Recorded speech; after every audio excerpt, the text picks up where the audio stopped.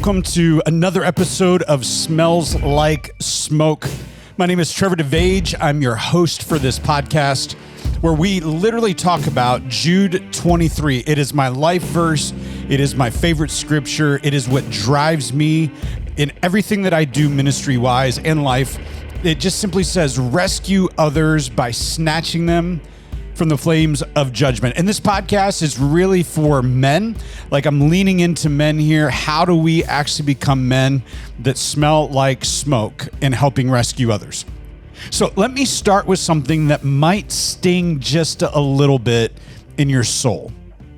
A lot of Christians are tired, and it's not because they're rescuing people. It's actually because they're fighting against everyone. They're fighting online. They're fighting at work. They're fighting at family dinners. They're fighting in comment sections. In fact, in the last couple of years, I've seen it ramp up in ways that I've never seen in my 47 years of life.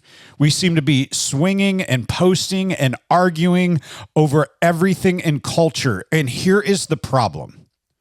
We are exhausted, and the fire is still burning, which tells me something very important about us, is we might be fighting hard, but we're fighting the wrong fight. We're in the wrong ring. So today we're talking about this truth. Our enemy is not people. Our enemy is not people. Let me make that as clear as I can.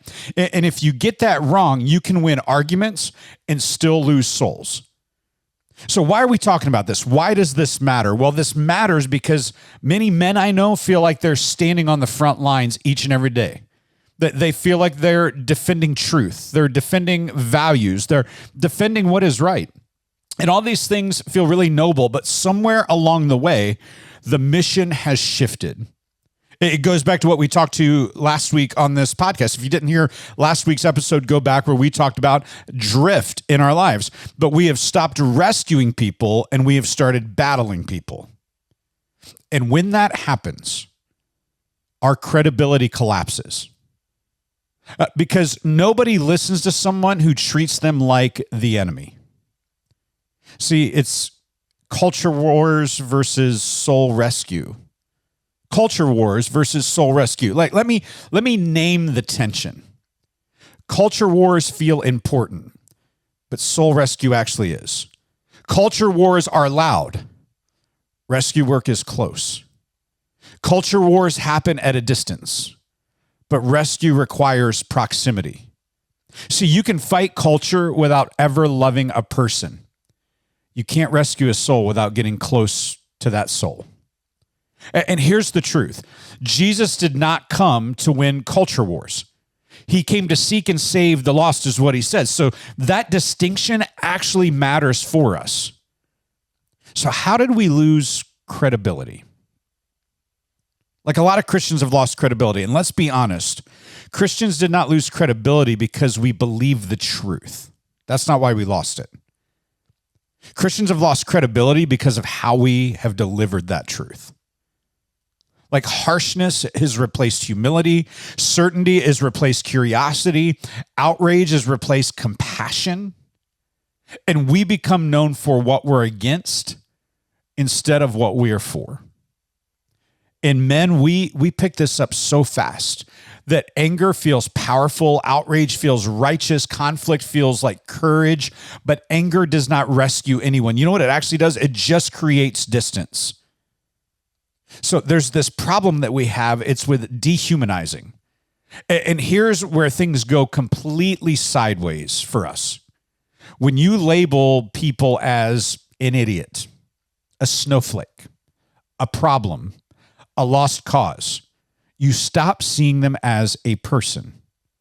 Like I'm really guilty of this in some areas. When I see people that don't lead well, it's easy for me that there's one person comes to mind in particular, nobody in our organization, nobody in our church, but somebody I know local that's a business guy. And I say all the time, man, that guy's just an idiot.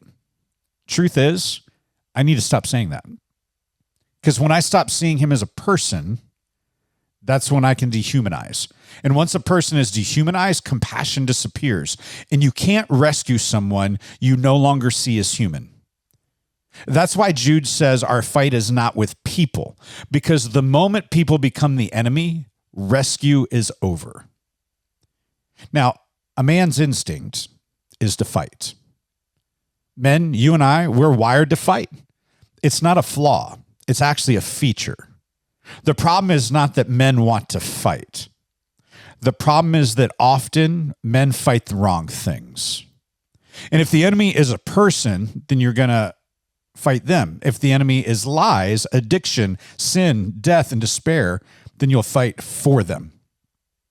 You won't fight them, you'll fight for them. One posture destroys, the other posture redeems. So what does Scripture actually say about this? Because I think the Bible is clear. Our struggle is not against flesh and blood. It's not against people. It's not against the crazy neighbors you have. It's not against the coworker you can't stand. It's not against your family members. The fight is against forces that destroy people. That changes everything. Because when we understand that people are not the enemy, we can fight for them, not against them. And here's what happens. It changes your tone. It changes your posture. It changes your strategy. You stop trying to dominate and you start trying to help them be delivered. I remember a few years ago, I had someone sit in my office and they were mad about something. It just wasn't the something they were actually mad about. And as I listened, I just sat back because there's a scripture that says a gentle answer turns away wrath. So I took that scripture and I was like, you know what? I'm not gonna bark back at them. I just listened. And then I heard the something behind the something, and I realized they weren't the enemy and I wasn't either. And when we got to the bottom of it, it changed everything. It changed every bit of the story. I've had conversations with men in Tucson, where we live, who disagree with me on almost everything. Things like politics, faith, lifestyle, all the hot button issues. But when I stopped trying to win and I started trying to understand, the temperature changed. Not because I compromised truth, but actually because I communicated respect. People will listen to truth from someone who treats them like a human being. One of my favorite people on the planet Earth, Carlos Whitaker. Carlos was here a few months ago and spoke for us. He's written multiple books. He's an unbelievable just hope dealer on social media and in real life. And he always talks about how we stand on issues, but we walk with people. See, when you do that, you start to see human beings. If you don't do that, they'll shut down when they feel attacked. Because rescue requires trust, and trust requires dignity. So how do we disagree without dehumanizing? Like, let's dig into the practicality of that. How do you do this disagreement without dehumanizing? Well, here are a few handles I think we can grab. First, lead with listening. You cannot fight for someone you haven't listened to. You got to open your ears. The second thing is separate the person from the position. You can challenge ideas without crushing people. Third, lower your volume. Truth doesn't need shouting to be strong. We do this all the time. We scream and shout, and we think if we scream the loudest, then we're going to win. But that's not what it needs to be. The fourth thing is stay relational. Don't drop truth and disappear. Strong men stay present. Strong men stay in the relationship. So, men, what does this mean for you and me? Well, first of all, I think this is a gut check. Some of us have confused aggression with courage. Courage is not picking fights. Courage is staying engaged with people who disagree with you. That's courage. Courage is restraint. Courage is patience. Courage is refusing to dehumanize and actually engage people as humans. Any man can throw punches. Strong men know when to hold them back. Let me say that again. Any man can throw punches. Strong men know when to hold them back.